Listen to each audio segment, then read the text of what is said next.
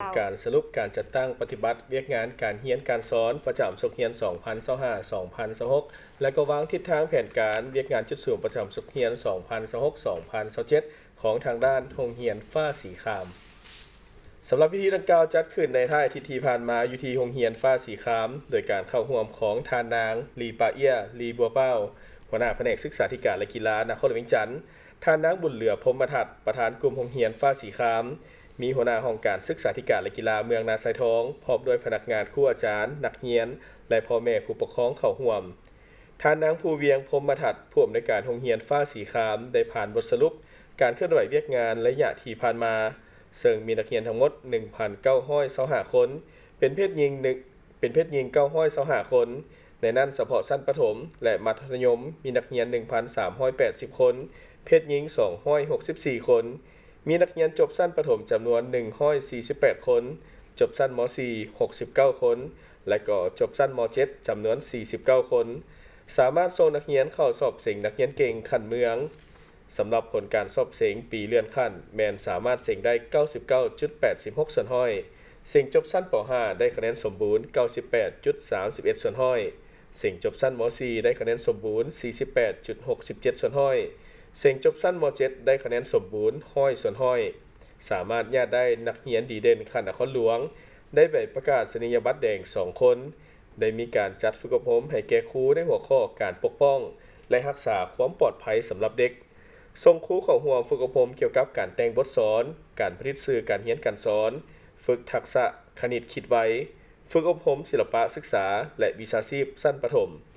ได้มีการนำพาน้องนักเรียนไปทัศนสถานที่สำคัญในนครหลวงเวียงจันทน์นำพาน้องนักเรียนสร้างกระบวนการอนามัยและสร้างกิจกรรมถามตอบวิทยาศาสตร์กีฬาและศิลปะ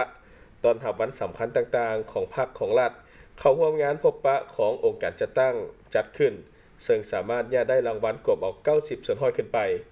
โรงเรียนได้มีการประกอบส่วนช่วยเหลือสังคมเช่นว่าภัยพิบัติทางธรรมชาติและประกอบส่วนช่วยสุขยู่ด้านกีฬานครหลวงสุขยู่องค์การจัดตั้งต่างๆเน้นการสร้างพื้นฐานที่ว่ามีความเข้มแข็งอ่านออกเขียนได้คิดไล่เป็นและการเรียนรู้ผ่านการลงมือปฏิบัติตัวจริงประยุกต์ใช้เทคโนโลยีดิจิทัลและ AI ในการเรียนรู้ฝึกกิจกรรมปลูกฝังระเบียบวินัยความรับผิดชอบการเฮ็ดเวียกร่วมกันและความซื่อสัตย์ให้แก่นักเรียนสร้างตั้งศูนย์กีฬาซีรึมกีฬาพื้นเมืองเกาหลีเพื่อว่าส่งเสริมสายพัวพันธ์สัมพันธ์ลาวเกาหลีนักเรียนที่ว่ามีผลการเรียนและการเคลื่อนไหวดีเด่นแม้ได้รับการย่องยอชมเชยประจำศุกร์เรียน